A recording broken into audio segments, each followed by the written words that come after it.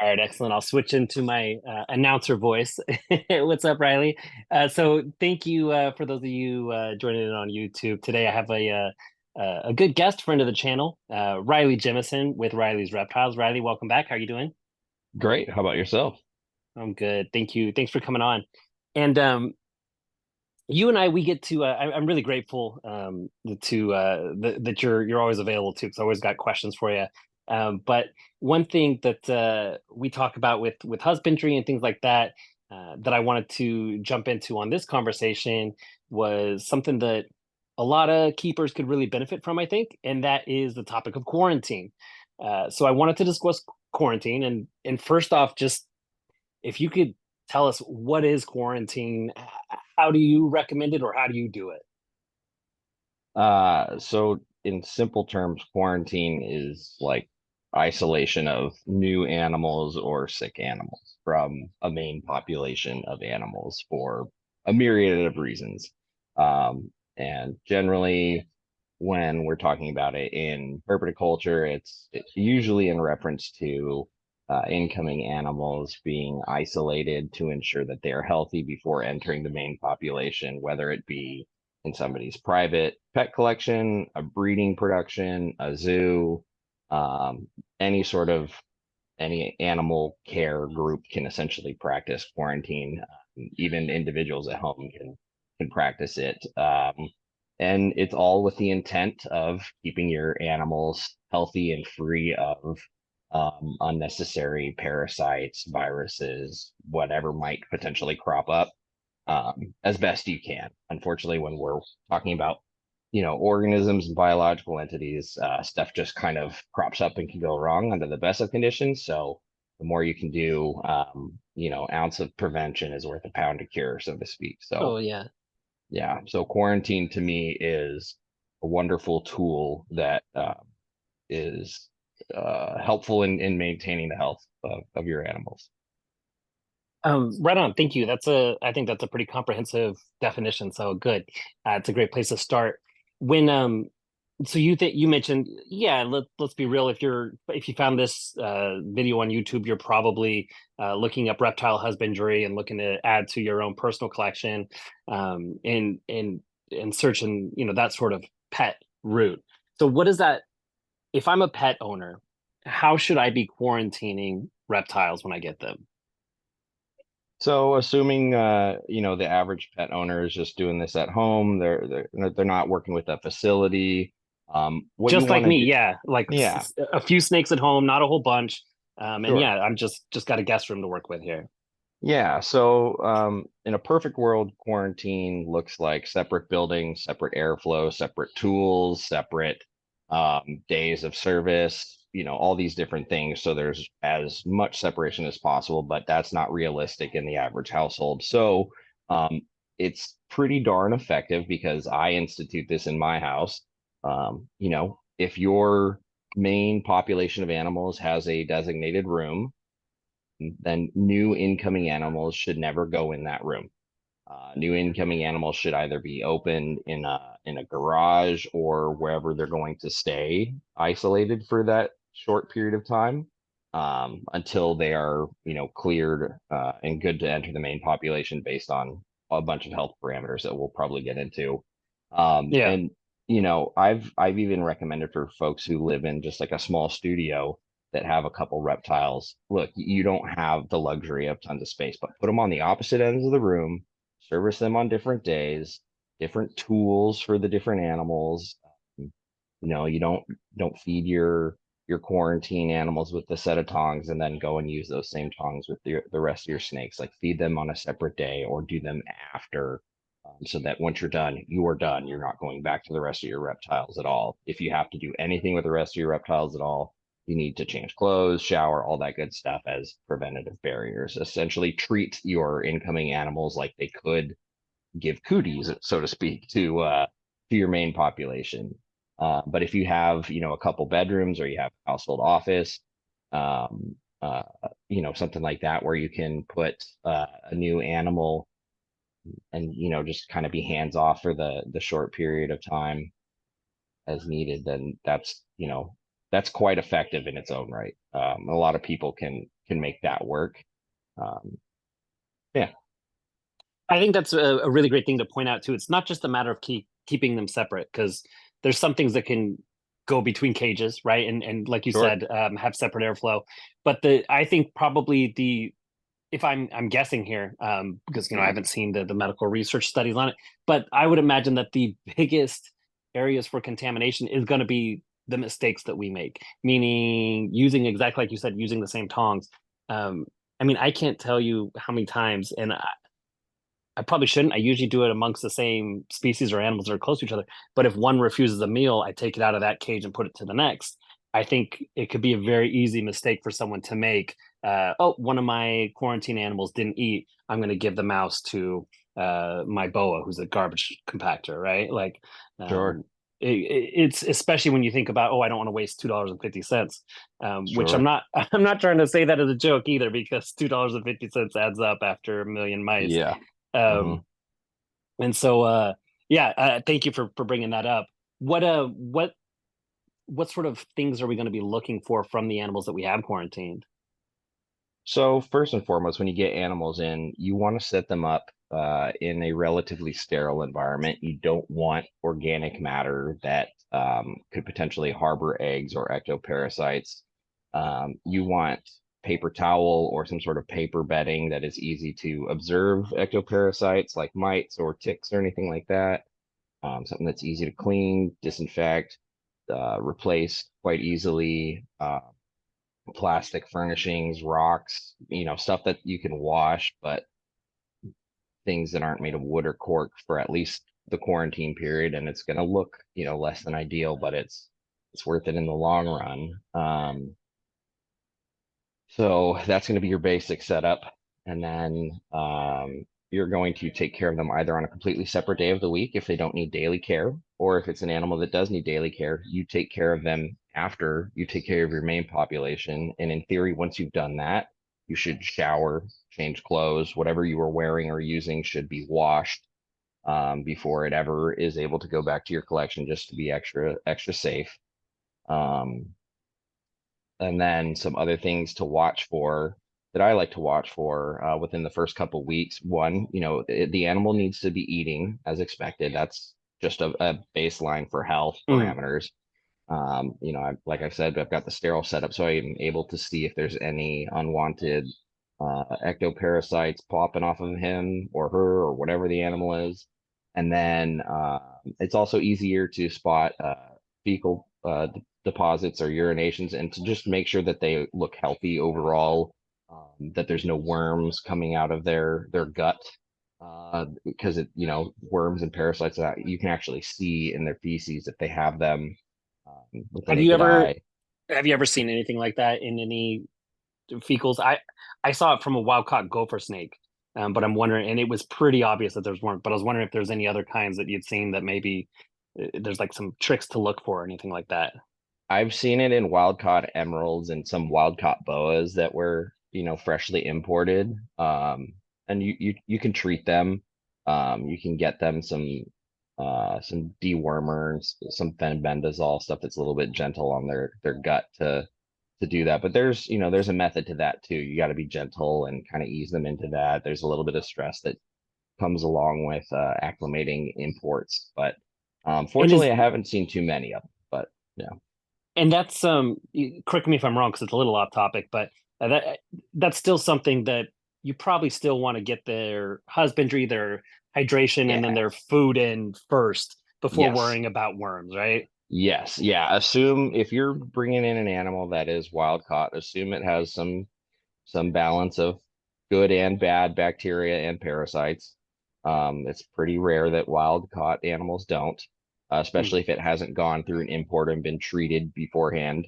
And then, yeah, you definitely want to let their stress levels go down, get them into a little bit of a routine, get their husbandry dialed in, make sure they're comfortable before you start hitting their gut flora with some of the stuff. Because what's essentially happening, there's always good and bad gut flora in Hmm. even captive born and bred animals. It's just they're in balance and at such low levels we don't see anything.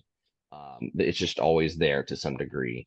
And in the wild caught animals, it's just sometimes higher elevations. And so when you start killing off some of that bad bacteria, then you have an imbalance of the gut flora. And so there's a little bit of an adjustment period. So the more you can do beforehand to get them comfortable, reduce stress, make them feel quite at ease in just their day-to-day life, the better they will be able to withstand that treatment in that period of time, even though the treatment itself is relatively non-stressful. It's an injection into a food item oftentimes that they don't even know they're getting. Um, Mm. No, in the best case scenario. that's really neat that you mentioned that, because I think I've heard that before, but I don't know if it's sunk in that the uh, the gut flora is going to change and it's going to be impacted by treatment. Absolutely. Because that's something that we as humans should be aware of too, right? That's why antibiotics a lot of Sure. times will make our stomach upset from the treatment. Um, but Yeah. it's very interesting to discuss, because the gut biome that they have from the wild would not be replicated in captivity. It's not the Correct. same as like for us. So I'm going to go from my old gut biome, antibiotics, pretty much back to the same one because my environment hasn't changed. But these wild caught animals, that has changed. And I Hmm. have to imagine that's really stressful on their gut and just make them Yes. feel literally crappy. Yeah. But Yeah. It really can. And it can get bad really fast. Like, for example, Lucas Bagnara and I brought in some wild caught Papuan carpets, and one of them, well, a few of them were and still are a little bit prone to excessive soaking. It's kind of known for the species. And one of the males was doing it a lot despite my best efforts and Lucas's best efforts, and developed some skin blisters, which ended up mm, getting a little bit out of control. A little bit of topical skin blisters can be taken care of with some betadine soaks and things like that, and making sure they're eating and warm and dry. But sometimes it gets bad fast, and this animal got septic and died because of it. mm, And so that can happen too, and I would imagine if it wasn't soaking and it hadn't had that um blood barrier penetration for bacteria to get in from the blisters and things like that, it probably would have been just fine, but that's all it took. mm. Whereas like if I were to bring in a captive animal from somewhere else in the country or even the world, it would never go through such a level of stress in that occurrence, because it's been around people. It doesn't have wild gut flora, things like that. So Yeah. So it sounds like a captive snake would have had a better chance dealing with, even if it came down with the blisters. So it's not just a totally. matter of this. Yeah. Yeah. Yeah. Yeah, That's what it yeah, sounds like. absolutely. I've had one wild caught animal develop slight blisters, and I caught her early, and she's good. I haven't really had any captive animals have that go on, but I know some friends who have, and they do what I had mentioned, dilute betadine or iodine soaks, and keeping them dry for an extended period of time. Yeah. Yeah, that should be relatively easy to treat. It shouldn't be a death sentence for a little snake. I know it's tricky with little babies and then also Hmm. wild caught, and that explains a lot. That's a good way of letting my brain process it. So I like that Yeah. information. Neat. So, um, how?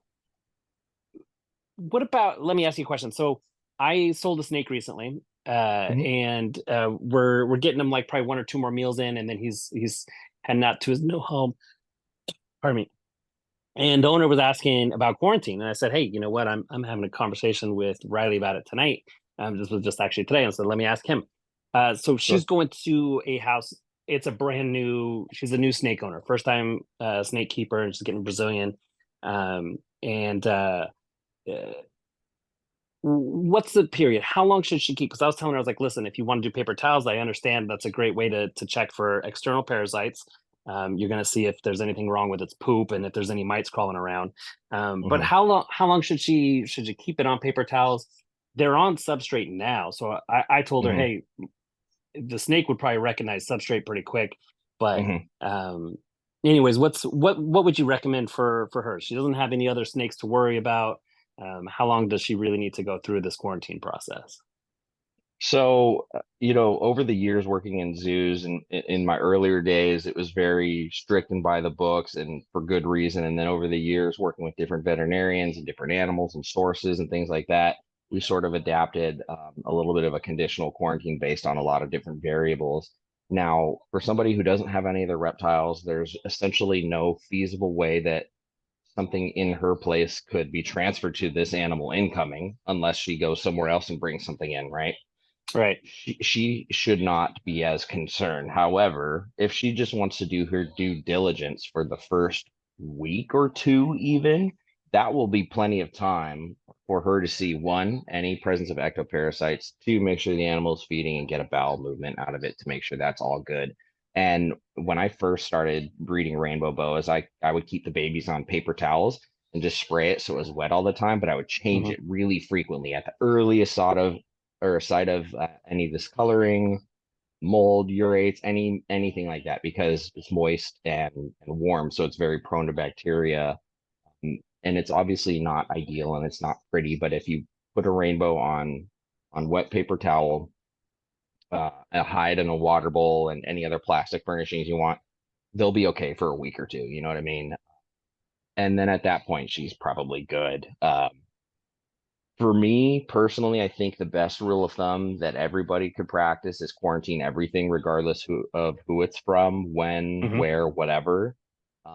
But depending on who it is, the reputability of the source, is it a pet shop? Is it a wholesaler? Is it somebody that has reptiles and is constantly getting things in and out? Or is it a breeder that's relatively tight with their population? These are all things that can kind of give you a little bit of understanding, okay, this is probably high risk, low risk, average risk.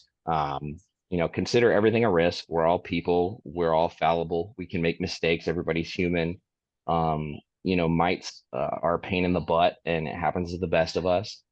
And the best we can do is be transparent about it and not ship an animal when we know we have mites, but sometimes accidents happen. So if somebody ever gets mites like that, the first thing I recommend is just openly communicating with that person. Don't be accusatory. Be like, hey, just want to let you know, no big deal, but this is the situation I'm dealing with.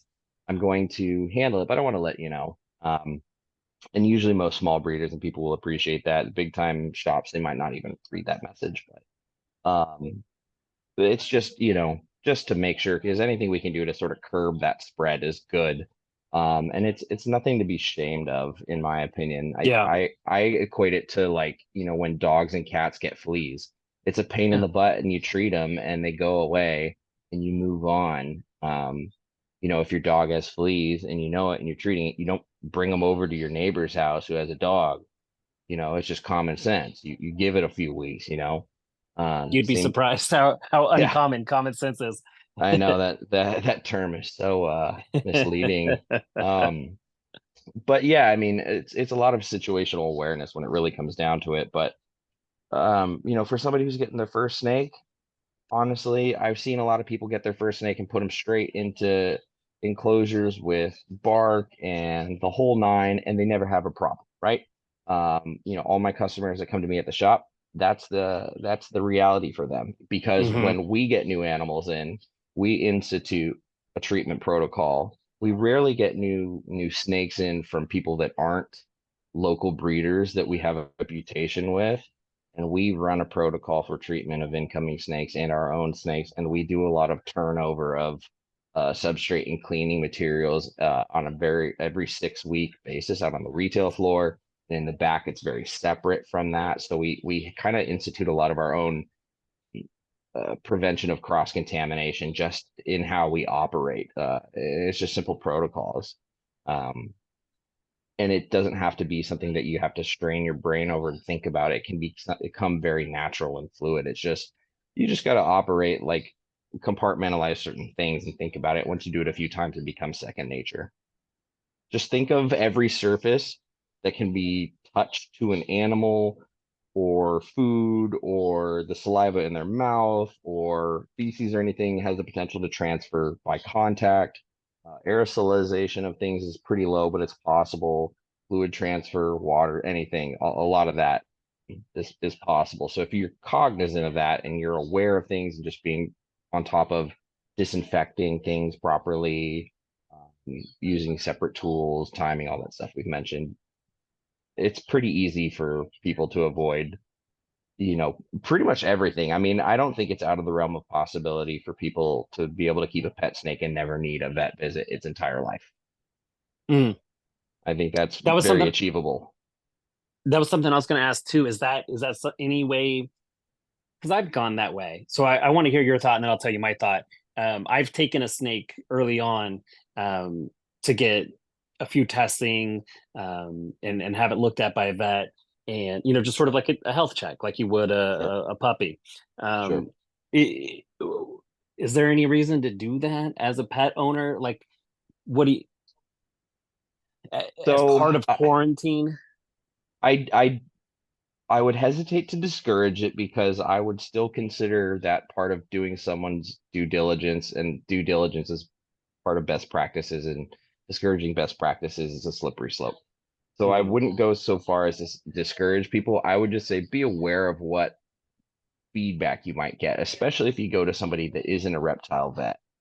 There are a mm, lot of vets that will take reptiles in just because, but they're not well versed on reptiles. And then there's some that are from like an academic standpoint, but maybe not a practical standpoint. And so you just need to take everything with a grain of salt because they're gonna see even just from a simple fecal swab or whatever it is, they're going to see things that they don't see in dogs, cats, whatever. They're going to see weird parasites and things like this that are going to make me like, oh my gosh, everything I've read says this is lethal in certain values, and it's like this animal's just fine, like, you know what I mean? So there's certain things that can be blown out of proportion or misinterpreted even with good vets. And now, that being said, I don't want to discourage people from going to a vet, but I, with monitor lizards, less is more.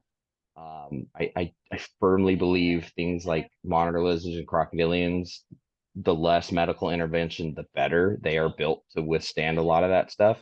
Snakes, the most common ailment people encounter that requires medical intervention is respiratory infection, and that's generally a husbandry correction related issue. However, if it goes on even a couple weeks, it definitely needs medical intervention. So you can catch it early, get some antibiotics, and nip that in the bud real quick. And at that point, your vet is gold. Um, but not everybody has, a reasonable or local vet, reptile mm. specialized or not. And there is ARAV, the what is it, the American Reptile and Avian Veterinaries. It's like an association. Yeah, ARAV, yeah, I yeah. think if That's you it. Google it, and so you I'll can put at a least. link in the description too. Yeah, so for the people who maybe live in like a more rural location that doesn't have like a big town nearby, that would be a great resource because you can still get on FaceTime and Zoom or whatnot with them and get like a video or phone consult to just kind of walk you through some stuff, and that might be a game changer for some things. Or if you have a good pet shop nearby and you don't have a reptile vet and you've got somebody there that's got like decades of experience and they know what they're talking about, you can at least bounce some ideas off of them sometimes if you trust them. That can also be a slippery slope too. Yeah, yeah, yeah. Um, It's take everything with a grain of salt and listen to your animal. But um, yeah, I hesitate. Yeah, it kind of depends on the species and the situation going on. Veterinary intervention can be absolutely essential in a lot of cases, but sometimes we forget that these reptiles have evolved quite differently than dogs, cats, and horses and rabbits and things like that. So they are built to withstand some of the harshest conditions and harshest instances of life and just grind it out, some more than others. So, mm. take everything situationally, I suppose. I think that's great. And yeah, you pointed out like not every vet knows. At the ARAV or the link, that's great because those are vets with reptile certifications. If you just Right. Google exotic vet, a lot of people think, oh, snakes are exotic, and they are. They're part of the exotic vets. Anything only dogs and cats, and I think there's one other designation animal, are is considered small animals, and that's your classic vet. And then there's exotic vets, which is it's not snakes and birds. It's those, but it's also guinea pigs and Hmm. hamsters, Hmm. ferrets and bunnies. And guess what? Most of what they're seeing are guinea pigs, bunnies, and Hmm. hamsters, right? Yeah. So a snake comes along. They say yes, we treat that, but they may not Right. be on the They're gonna dust be a knowing book everything. off the shelf. Yeah, yeah, yeah. And I've experienced that, and that's how I wound up finding a pretty good vet. And I had a snake, and what I wanted to do was have a shorter quarantine period. I was like 2 months. I don't know if I can last. So I was like, after I want to go get it checked for a lot of tests. I did the paper towel for the mites. It was good on mites. Actually, what I did, I had mites in my quarantine room, which is also part of the reason why I was like, you know what, let's let's not go through this. So the it was at the office, and the Hmm. so I sprayed prevenamite in the tub ahead of time before she moved Hmm. in, the day before, and then put her in there, and then paper towels. She was eating, she was feeding, which is both.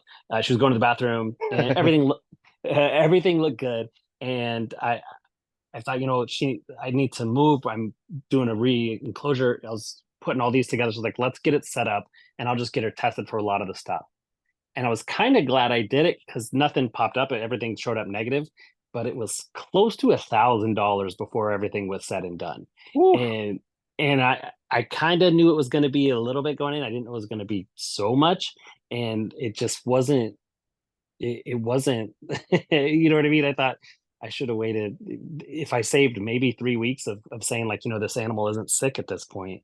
So Hmm. what, because at the end of the day, with the appointment time and the time I waited for the results, anyways, she was in quarantine for like 5 weeks, and Hmm. so it wasn't a non-significant amount of time anyway. But is there a time limit that you give animals to be in quarantine, or is it just say when they're healthy plus 30 days plus 60 days, or how do you call it time? You know, knowing how certain things can lie dormant and latent within reptiles and pop up later, especially crazy weird things in boas and whatnot. But like some of that stuff, there's nothing you can do. There's no way to know. There's no way to test. You could be as paranoid as you want and quarantine things for years, and like it could still happen to you. So that's where I kind of think, situationally, if you know where you're getting an animal from, if it's somebody who's very up on their protocols, they test their stuff, they are very keen on what comes in and who that they bring animals in from, and they're very public about it. Like there's ways you can kind of look and kind of get an idea.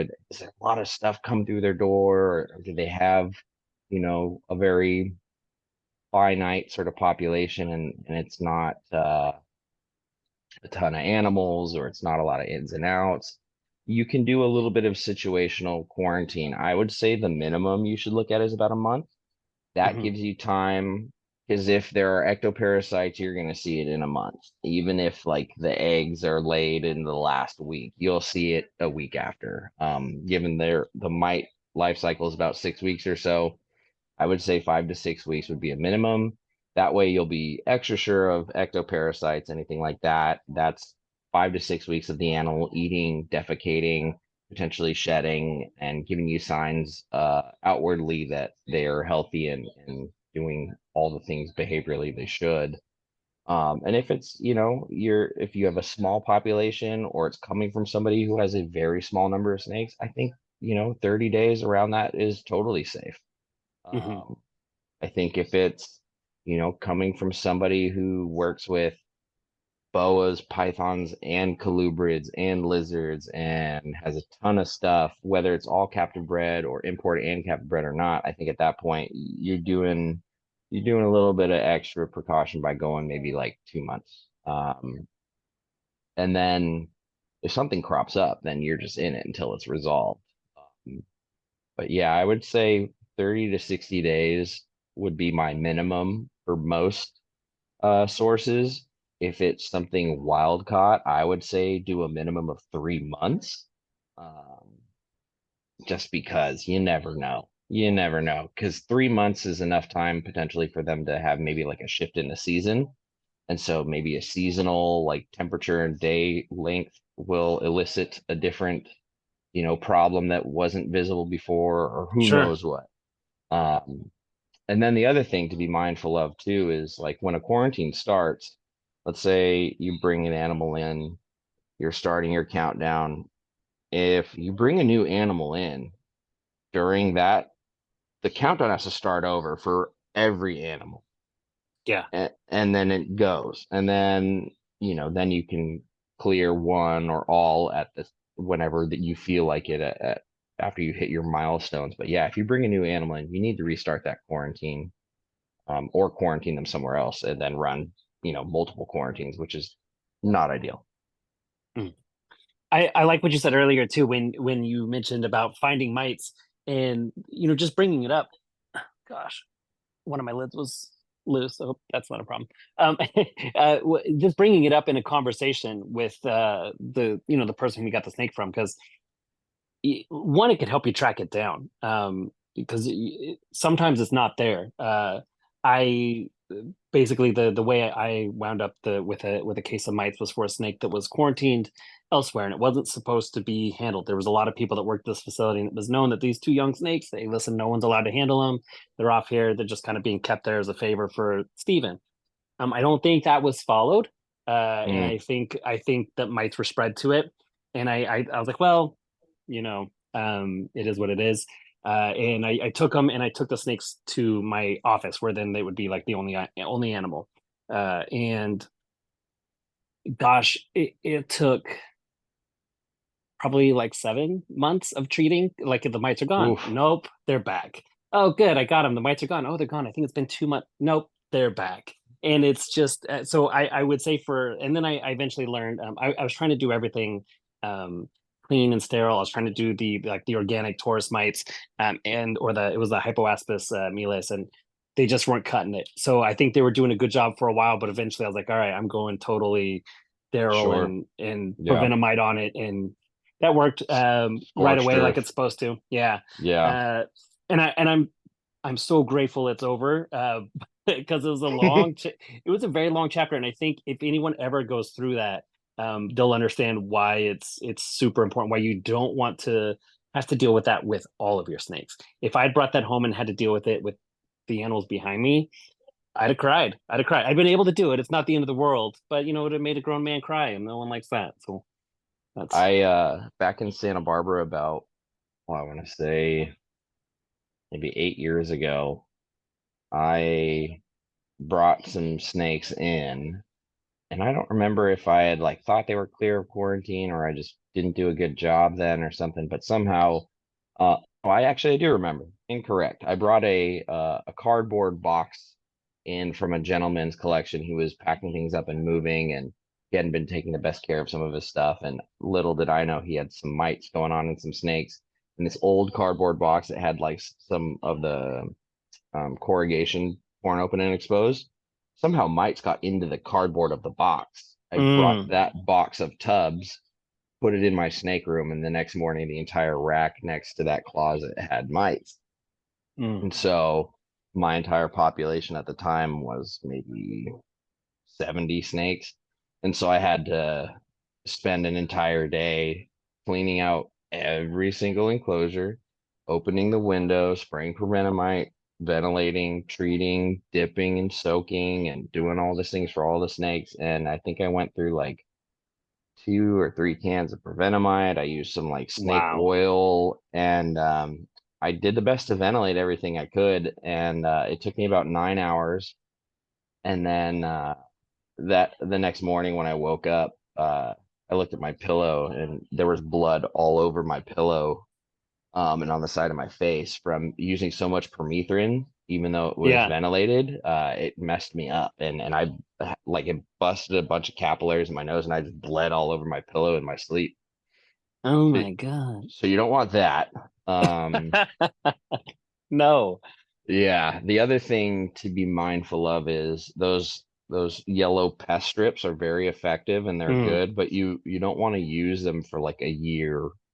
You want to use them for like a month or two or as needed, and then bag them or toss them, because long-term exposure is also bad to you in a very closed circulation system. There was a podcast that's not active anymore a few years ago called Boa Rack Radio, and they had a boa keeper. Her name was DM, and she was on there talking about how she started getting sick and gastrointestinal issues, and her mom was a nurse and brought her in, and they did some testing, and it looked like she was essentially getting low level chronic poisoning, like mm, bait poisoning style. And she found out it was because she was doing those little pest strips, cutting chunks and just leaving them around her boa building for over a year, and was constantly exposed to it. Um, so that stuff is pretty dangerous, long-term exposure, short-term yeah. And exposure. if it's that bad to you, it can't be. doing wonders Yeah, for the snake either. Yeah. right, right. Now, short-term exposure, it is something that a lot of old school keepers use in in lieu of quarantine, and I don't agree with that. They'll like cut a little square of it, put it in a deli cup, punch holes in the top of the deli cup, and put it in the enclosure with the new snake. And like if you're at that point, you've gone too far. You need to rinse everything, clean the whole collection, shower, throw the baby out with the bathwater, sort of deal, and start over. Um, That but sounds like some pretty classic vintage husbandry that you hear about yeah, from some of that's these certain big vendors. yeah, that's like 80s, 90s, early Right. 2000s big snake keeper stuff right there. And it's sad that it Mm. still is actually around to this day. I know people that do that. But the other thing that, is beneficial for people who keep bioactive, who do venomous, or just have planted vivarium, something where you maybe can't, or it would be very costly or detrimental to rip up and go sterile on an enclosure with whatever is going on and how much work you put in there, or maybe it's dangerous if it's venomous in that aspect. Taurus mites, like you mentioned, are a wonderful, wonderful alternative to some of the uh, chemicals that you can use. Now, certain, it's not like, I don't know if it's been scientifically studied, but it is anecdotally known that there are permethrin resistant strains of mites. And I have some import animals right now that came in with some mites and were treated, but they seem to be pretty tough. And the importer mentioned that it was very open with that, and it wasn't a secret. And I quarantined, so it was no big deal. And I've been dealing with that. And I was thinking like one prevenamite bin, maybe a soak, pull the water out, whole deal, soap and water. Everybody do it once or twice in a 2 week period, probably knock it out, and it didn't. And so I've been doing that for about 6 weeks, and 6 weeks of that, I was still seeing just the faintest little signs of like, yeah, I'm not comfortable. So I did Yeah. order some Taurus mites off Amazon. I got about 4,000, which is a lot. It cost me about $70 after shipping. But I figured that's, $70 as opposed to a bunch of vet bills or losing animals or whatever it ends up being, Yeah. in Years the of stress. exactly. I'll pay Yeah. $70 all day. And so they come in usually refrigerated jars on ice packs because they have to be kept real cold. So you either use them right away or put them in the refrigerator in a dark place until you can use them. Um, and there's like a lot of little shavings and their little food and eggs in there, and you can't see anything moving. They're so small, but they're predatory mites, and there's different species that feed on a variety of different species of other mites. And it's a common treatment method used in farmers with lots of poultry and chickens, um, where they don't want pesticides and chemicals around the animal, the food, things like that. Mm. So it's very safe in that regard. And you order them on Amazon. You can literally go on your phone and just be like, oh, Right. Taurus mites. And some vendors, depending on what state you live in, might not ship them to you, and you just scroll down to the next one. But look down at the details, and it'll usually list like a bunch of different mite species they go after. And I grabbed one, and it was like 7 specific species, and then it had like and general mite. Like it just goes after everything. So I went to town and hosed it all over these import enclosures that I have in quarantine, but also the planted vivarium that I have below them with a ball python in it. I just sprinkled them all over there because I don't want to dismantle his vivarium.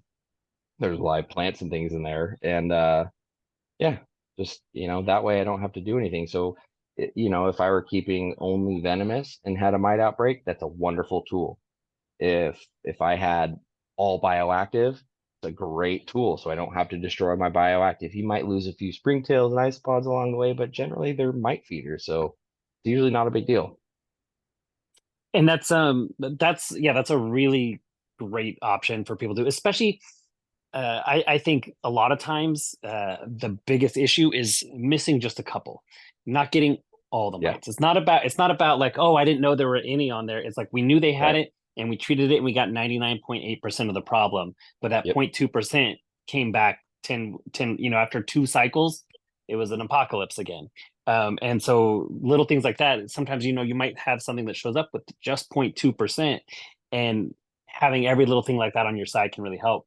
I also have friends who have used NextGuard. I don't know if you've heard of that too, but uh, a few vets are recommending it. That's the issue with that is obviously you need it to get dosed.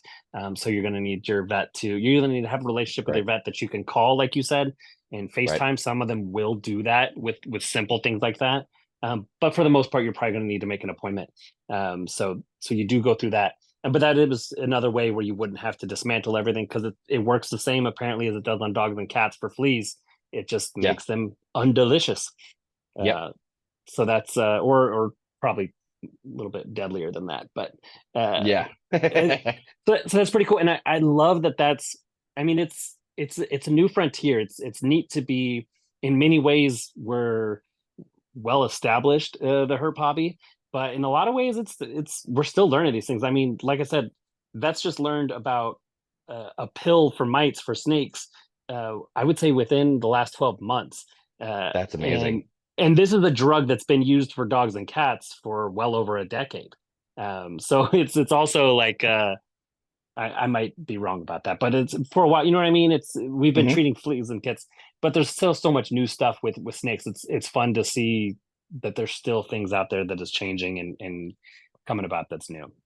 Reptiles are becoming much more mainstream and popular. So with that comes a lot more creative minds and innovation. So I think we're going to see a lot of people thinking outside the box and trying to apply things from other animal sectors to problems in our sector, just for their own curiosity or their own exploration. And it's going to snowball and benefit everybody. Um, we have the technology, we have the brains, we have the manpower. It's just a matter of time for, what we uncover. A lot of reptile science is pretty much unknown. It's all a new frontier. And getting back to the mites and missing that 0.2%, there are different stages in a mite's life cycle where like the common treatments are not effective. Like there's Mm, different deuteronymph and different stages of a mite's life cycle where like permethrin isn't going to do anything to them.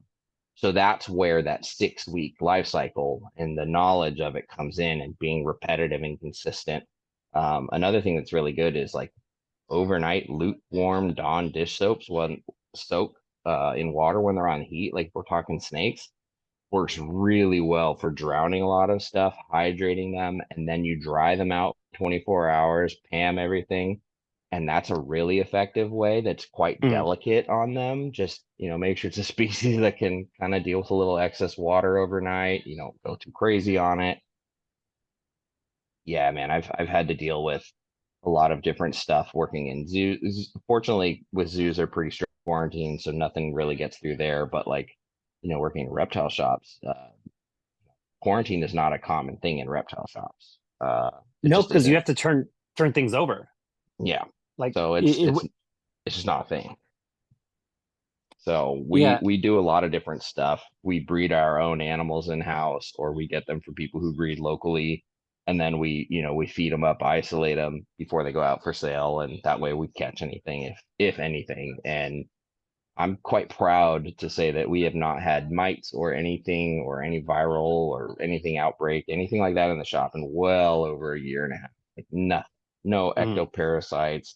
And we do a fair amount of animal business these days. So And that's why I like to it, because it's not just you either. It's one, you mm-mm. guys have animals coming in, from that, from third party. Do you guys use third party vendors? We don't have to talk about it. We're not here to talk about Sure. the Yeah, shop, absolutely. but yeah, there's third party breeders. Um, to me, there's so many shops. I don't think a lot of people realize too. A lot of the animals in reptile shops are wild caught. There's I'd a say at least half of them. Yeah. There's a few that just specialize in captive bred, but they make a big deal of going out of the way and saying all our animals are captive bred because Yeah, it is a big deal. It's difficult to sure. run a for-profit business. Just speaking realistically, let's leave ethics out of it. It's difficult to run a for-profit business with animals without getting the cheaper imports that you could sell for a little bit of a higher profit margin. So you Sure. have to keep that in mind as a customer when you're going into the shop. that there's animals that physically cannot be quarantined for the 30, 60, 90, 120 days that they probably need before they're put on the sales floor. And Right. that's just the nature of the business we're in. So just be mindful, like where you're getting, if you have to stop into the store to get substrate, you want to go pick up a bag of feeders, if you don't order it or something, just be mindful where you went. That's why if I go to pet stores, I try not to go directly into the snake room. It's the same with the going to an expo. I like to go home and Yeah. change, and if I go Yeah. to the room and change and get out of that stuff if I can, and shower if I can, or not even deal with it that Absolutely. day. When Yep. I go to expos, I don't even go in the room that day. Like I'm just like, no, I have this huge dopamine hit and I want to run in and I want to go straight from the expo and pick up my snakes and be like, snakes, have a party and be high off of it from what I just went through with the expo. But I can't do that because I saw all these snakes. I was at different tables, I was shaking hands. Who knows what Yeah. disease or even just mites. And if you get mites and you put them in your washing machine and your laundry hamper, is no problem. They're gonna die. They're Yeah. not gonna find a reptilian host and they're gonna disappear. But if you get them and then it's like you drop them into your snake room and it's in your substrate bag and then that ends up in like you're screwed. So Yep. just It can happen so easily from the most innocent of actions too. just keep an eye out where your shoes have been. It's the same thing. Like treat it like the bed, right? Don't bring your shoes into the bed and Mhm. don't bring the reptile store into your snake room at home. So Absolutely. Yeah. The yeah. more you can do to prevent cross contamination, assume that it's possible, and assume positive intent, that nobody's meaning for it to happen, but just if you act like you can bring something home from everywhere, and then you act upon that concern by doing a lot of these preventative actions that we've been talking about, most people will never experience a lot of this stuff. Right. Right. And I hope they don't. Yeah. Thank you so much. Is there anything else you wanted to talk about that you think we missed on? Hmm. I don't know. I mean, I guess the only other thing I would say is, just be aware of what you are around as far as other people's populations of animals, shops, yours, if you're going to your group of animals to a shop and vice versa. Just be cognizant of where you're standing, what you're touching, what you're around throughout the day, and you just keep cross contamination on your mind. If you just think of that word, cross contamination, it just means like don't let certain things touch, don't let, I mean, if you even just think about that, don't let certain things touch, wash your hands, change the water regularly, like certain things like that. You're gonna be just fine.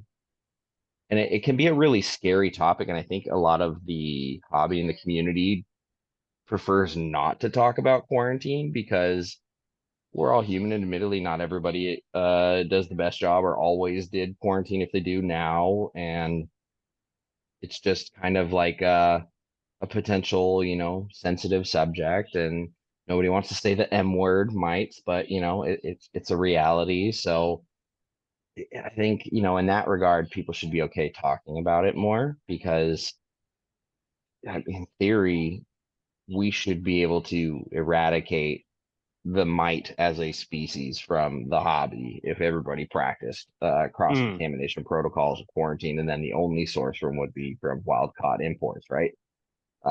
In theory, in a closed system, you can nip And that in the bud. just imports from one continent too, if I'm not mistaken. Yeah, it seems to be pretty isolated. So Yeah. Well, that's wishful thinking, and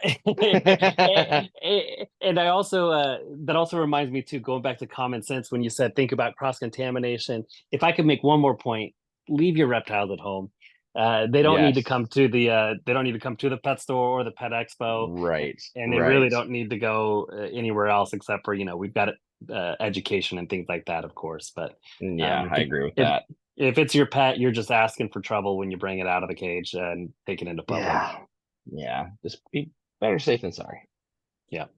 Well, I appreciate it. I'm gonna kill this interview and then we'll call it a night. Thank you so much. Anytime, man.